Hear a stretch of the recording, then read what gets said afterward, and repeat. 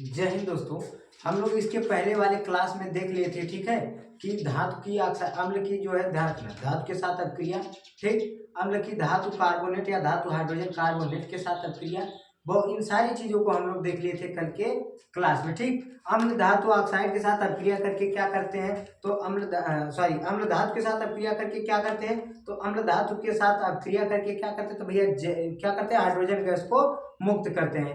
अम्ल धातु के साथ, ध्यान रखना, अम्ल धातु कार्बोनेट या धातु हाइड्रोजन कार्बोनेट के साथ अपक्रिया करके क्या करते हैं, तो भैया क्या करते हैं, तो यहाँ पे CO2 गैस को क्या करते हैं, रिलीज करते हैं। यहाँ पे उस CO2 को हम बताए थे आपको कैल्शियम कार्बोनेट के ऊपर, जब हम लोग क्या करते हैं, अधिक देर तक क्या करते हैं, बुझे हुए चूने पे कैल्शियम हाइड्रोक्साइड के ऊपर अधिक देर तक प्रवाहित करते तो कैल्शियम कार्बोनेट बनता है, और जब उसको और ज्यादा देर तक प्रवाहित कर देते तो उससे क्या बन जाता है, कैल्शियम हाइड्रोजन कार्बोनेट बन जाता है। ठीक, इन सारी चीजों को हम कल के क्लास में आप लोगों को पूरा बेहतरीन समझा दिए थे। ठीक है, कोशिश करें किए होंगे कि जो है, आशा करते हैं कि आप लोगों को समझ में भी आया होगा। आज हम लोग सेशन वहीं से क्या करते हैं, आगे की तरफ बढ़ाते हैं। ठीक है, आगे की तरफ जब हम लोग सेशन बढ़ाएंगे, ठीक, तो जब आगे की तरफ सेशन बढ़ाएंगे तो आगे की तरफ सेशन बढ़ाने के बाद हम लोगों को क्या मिलता है, आगे एक मिलती है अभिक्रिया जिसको बोलते हैं, ध्यान रखना, अम्ल क्या करता है, अम्ल की धातु ऑक्साइड के साथ अपक्रिया। अम्ल यहाँ पे किसके साथ अपक्रिया करेंगे, तो अम्ल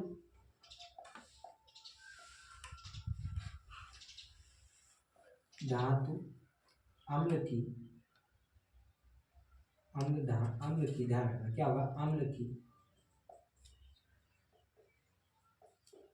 धातु ऑक्साइड के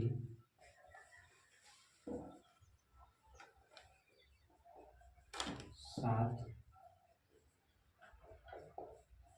अभिक्रिया। अब देखिए, अम्ल की धातु ऑक्साइड के साथ अभिक्रिया, ठीक है, ठीक है, अम्ल की धातु ऑक्साइड के साथ अभिक्रिया। अम्ल की धातु ऑक्साइड, अम्ल धातु के ऑक्साइड के साथ अभिक्रिया करके क्या करते हैं भैया, सीधा सीधा लवण तथा जल। तो क्या बनाएंगे भैया, अम्ल धातु ऑक्साइड के साथ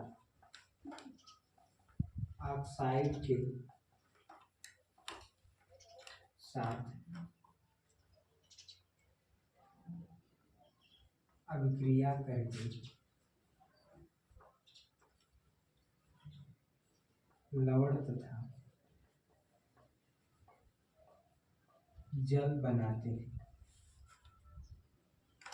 अम्ल धातु ऑक्साइड के साथ अभिक्रिया करके क्या करते हैं, तो अम्ल धातु ऑक्साइड के साथ अभिक्रिया करके लवण तथा जल बनाते हैं। ठीक है, अब कोई भी एक अम्ल ले लो, उसकी किसी भी, ध्यान रखना, किसी भी धातु के साथ, धातु ऑक्साइड के साथ क्या करा दो, अभिक्रिया। ठीक है, किसी भी धातु ऑक्साइड के साथ, किसी धातु ऑक्साइड का मतलब उसमें O लगा दो बस, कोई भी धातु ऑक्साइड बनाना है। जैसे आपको ध्यान रखो, यहाँ पे क्या रखना, ध्यान दो, एक धातु जैसे आयरन या Fe, इसको ऑक्साइड बनाना क्या लगा दो, O।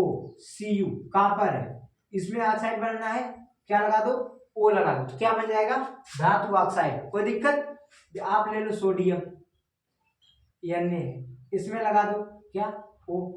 समझ में आ रहा है कि नहीं, तो जितनी भी धातु है उनको क्या करना है, अगर ऑक्साइड बनाना है तो सिंपल सा भैया क्या लगा दो, O। किसी को भी ऑक्साइड बनाना है उसमें किसको जोड़ दो, O को। ठीक है, तो अब ध्यान दो, हम लोग क्या कर लेते हैं, कॉपर का ध्यान रखना, क्या करते हैं, कॉपर ऑक्साइड यानी Cu, कॉपर ऑक्साइड का ध्यान रखना, हम लोग किसके साथ अभिक्रिया करा देते हैं, HCl के साथ। कॉपर ऑक्साइड का किसके साथ, HCl के साथ, किसके साथ, 2HCl के साथ, 2HCl प्लस क्या कर दे रहे हैं, CuO, क्या हो जाएगा, CuO। जब यह Cu के साथ अभिक्रिया करेगा तो Cu किसको लेके भाग जाएगा भैया, HCl को, CuCl क्या बना देगा, तब CuCl2 प्लस क्या बन जाएगा, H2O। ठीक है, क्या बन जाएगा, H2O।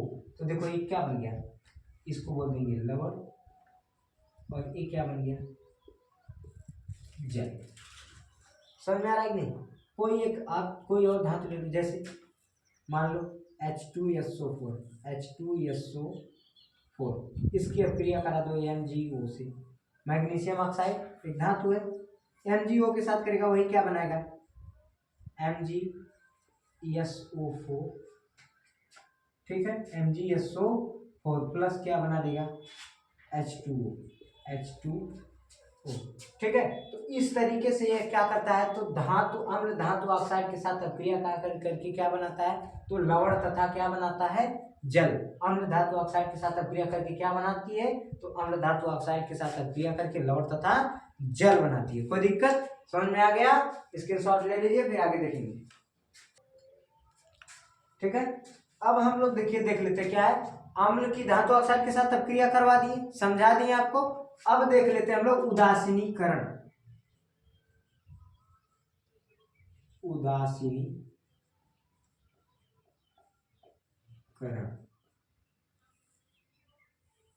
उदासीनीकरण क्या होता है, तो आपको बताए थे जब अम्ल और क्षार को एक साथ मिलाते हैं तो क्या हो जाता है, वो उदासीन हो जाता है। अम्ल क्षार को क्या कर देता है, सॉरी क्षार अम्ल को क्या कर देता है, उदासीन कर देता है। जैसे हमारे पेट में हाइड्रोक्लोरिक अम्ल का स्राव होता है। अब हाइड्रोक्लोरिक अम्ल इतना खतरनाक होता है कि हाथ पे गिरा दो तो होल करके निकल जाएगा बाहर, ताले पे गिरा दो तो ताला पिघल जाएगा, यानी लोहे पे गिरा दो तो लोहा भी पिघल जाएगा।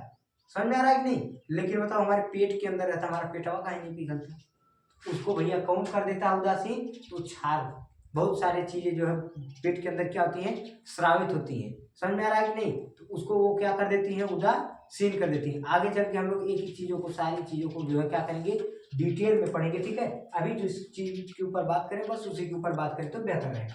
अब देखो उदासीनीकरण क्या होता है, तो ध्यान रखना उदासीनीकरण क्या होगा, तो वही अम्ल तथा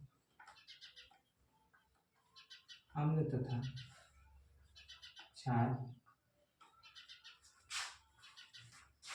परस्पर मिलकर लवण तथा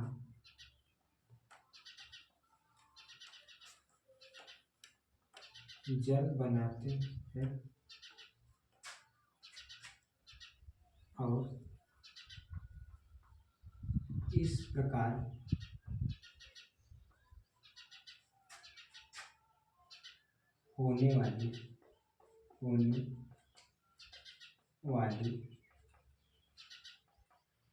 होने वाली अभिक्रिया को उदासीनीकरण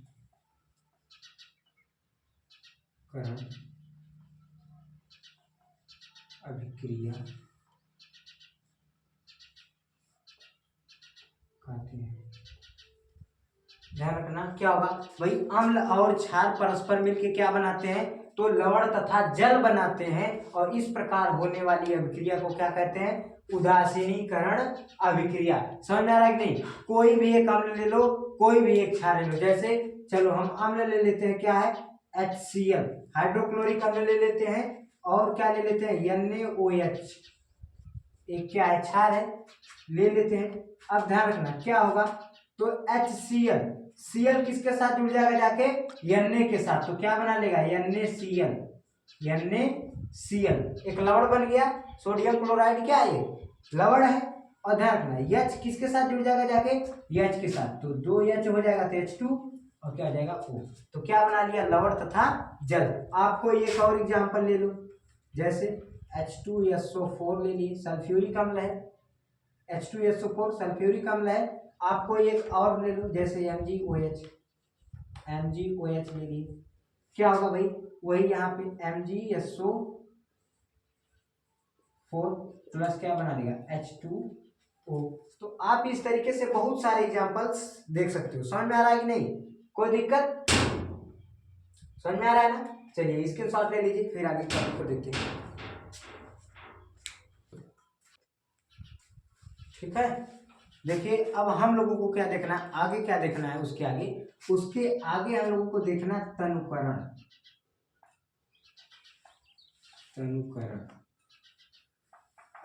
तनुकरण क्या होता है भैया, तो कोई भी चीज ले लो, अगर ध्यान रखना, एक शरबत ही ले लो आप, शरबत में क्या करो, पानी को मिलाते जाओ तो उसका मिठास क्या होता है, कम होता है कि नहीं, उसका मिठास क्या होता है, कम होता है, तो उसी तरीके से आप किसी भी अम्ल, कोई अम्ल हो चाहे क्षार हो, उसमें पानी मिलाते जाओ मिलाते जाओ मिलाते जाओ मिलाते जाओ, तो उसके जो आयनों की सांद्रता होती है वो क्या होती है, प्रति इकाई घटती जाती है, वो क्या होती है, कम होती जाती है। अभी मान लो आप 1 लीटर पानी में, 1 लीटर पानी में जो है 100 ग्राम चीनी को घोले थे, अब उसमें 1 लीटर और ला के डाल दिए, तो अब पानी कितना हो गया, 2 लीटर, और चीनी कितनी है, 100 ग्राम, तो कम हुई कि नहीं, 100 ग्राम चीनी अब कितने में हुआ है, 200 ग्राम में।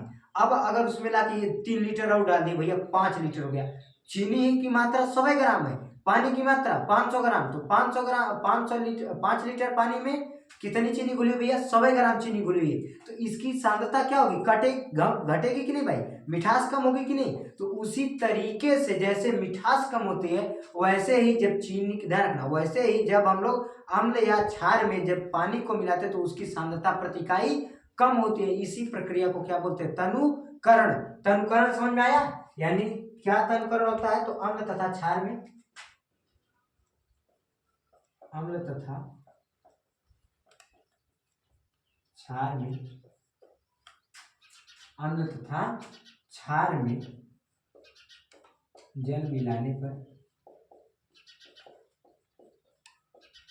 उसकी, जल मिलाने पर उसकी सांद्रता प्रति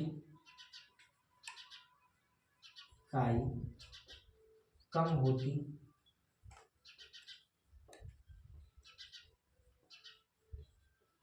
होती जाती है, इसे ही तनुकरण कहते हैं। इसे ही तनुकरण कहते हैं। यानी जब कोई भी चीज अम्ल हो चाहे क्षार हो, जब उसमें आप किसको मिलाओगे, पानी को मिलाओगे, तो उसकी सांद्रता जो होती है वो क्या होगी, प्रति इकाई क्या हो जाएगी, घटती जाएगी। सांद्रता का मतलब ध्यान रखना आयनों की संख्या से, यानी जो उसके भीतर आयनों की संख्या होगी वो प्रति इकाई क्या होती जाएगी भाई, घटती जाएगी। ठीक है, वो प्रति इकाई क्या होती जाएगी भैया, जो है आयनों की संख्या क्या हो जाएगी, घटती जाएगी। इसे ही क्या कहते, तनुकरण। कोई दिक्कत, तनुकरण समझ में आ गया, तनुकरण समझ में आ गया ना। अब तनुकरण के बाद हम लोग किसको देख लेते हैं, प्रबल अम्ल। प्रबल अम्ल, अब प्रबल अम्ल क्या होता है, तो प्रबल अम्ल क्या होता है, तो जब, ध्यान रखना, जो अपने जलीय विलयन में बहुत ज्यादा मात्रा में ऐसे धन आयन देगा, मतलब कि ध्यान रखना, जो बहुत ही ज्यादा खट्टा होता है उसको बोलते हैं ना, जैसे कोई चीज बहुत ज्यादा खट्टा उसको क्या बोलते हैं, प्रबल, बहुत ज्यादा खट्टा है तो प्रबल अम्ल। समझ में आ रहा कि नहीं, तो जो अपने जलीय विलयन में ज्यादा मात्रा में ऐसे धन आयन देगा उसको क्या बोलेंगे, प्रबल अम्ल। क्योंकि अम्ल अपने जलीय विलयन में क्या देते हैं, यह धन आयन देते हैं। ये अम्ल के गुण में हम पढ़ा दिए थे आप लोगों को, ठीक है। तो अम्ल क्या करते हैं भैया, जो अपने जलीय विलयन में ज्यादा मात्रा में धन आयन देते हैं, उन्हें प्रबल अम्ल कहते हैं। यानी कि जो अपने जलीय विलयन में बहुत ज्यादा मात्रा में धन आयन देंगे उनको क्या कहेंगे, प्रबल अम्ल। और जो कम मात्रा में देंगे उनको क्या कहेंगे, दुर्बल अम्ल। तो क्या दुर्बल अम्ल लिखवाने की जरूरत है, दुर्बल अम्ल लिखवाने की, चलो बता दे, तब कोई दिक्कत नहीं। दुर्बल अम्ल क्या हो, दुर्बल अम्ल। अब दुर्बल अम्ल क्या होगा, तो जो अपने जलीय विलयन में कम मात्रा में ऐसे धन आयन देंगे उसको क्या बोलेंगे, दुर्बल अम्ल। जो अपने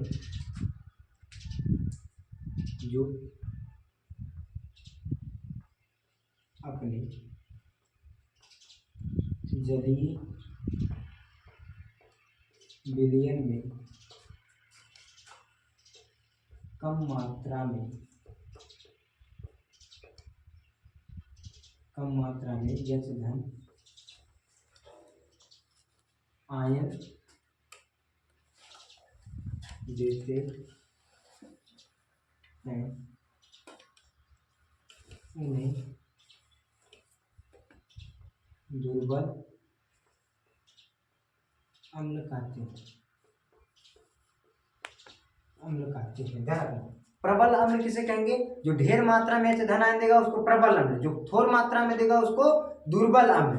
तो भाई प्रबल क्षार भी तो होगा और दुर्बल क्षार भी होगा। तो ध्यान रखना, प्रबल क्षार क्या होता है?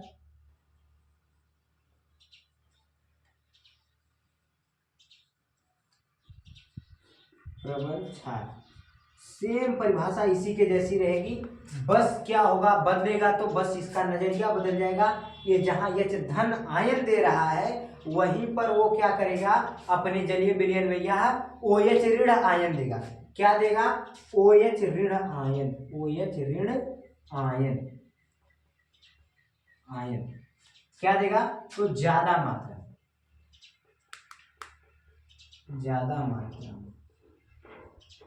ध्यान रखना, जब ध्यान रखना जो वह विलयन, जो ध्यान रखना जब अपने जलीय विलयन में यानी कि कोई चीज है उसको जल में घोलने के बाद वो ज्यादा मात्रा में वो OH ऋण आयन दे रही है तो उसको समझो क्या है? प्रबल। ध्यान रखना, प्रबल क्षार है। क्या है? प्रबल क्षार। तो प्रबल क्षार है तो दुर्बल क्षार भी होगा।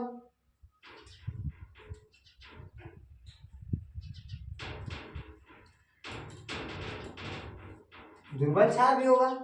दुर्बल क्षार क्या होगा? तो भाई जो दुर्बल क्षार होगा वो क्या करेगा, वो कम मात्रा में, जैसे ये कम मात्रा में जो दुर्बल अम्ल है वो क्या कर रहा है, कम मात्रा में धन आयन दे रहा है, तो वही ये भी करेगा जो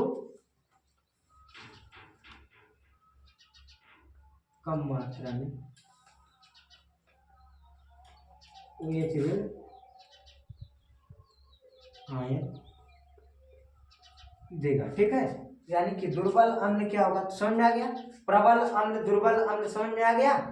आगे की चीजों को ध्यान रखना, देखेंगे हम लोग कल के क्लास में। तब तक के लिए जय हिंद। आगे कल के क्लास में ध्यान रखना हम लोग क्या देखेंगे, तो भाई पीएच स्केल क्या होती है, पीएच मान क्या होता है, इन सारी चीजों के ऊपर हम लोग क्या करेंगे, बात करेंगे। समझ में आ रहा है कि नहीं? यहाँ तक चीजें समझ में आ गई तो आप लोग स्क्रीनशॉट ले लीजिए। आगे की चीजों को देखेंगे कल के क्लास में। तब तक के लिए जय हिंद।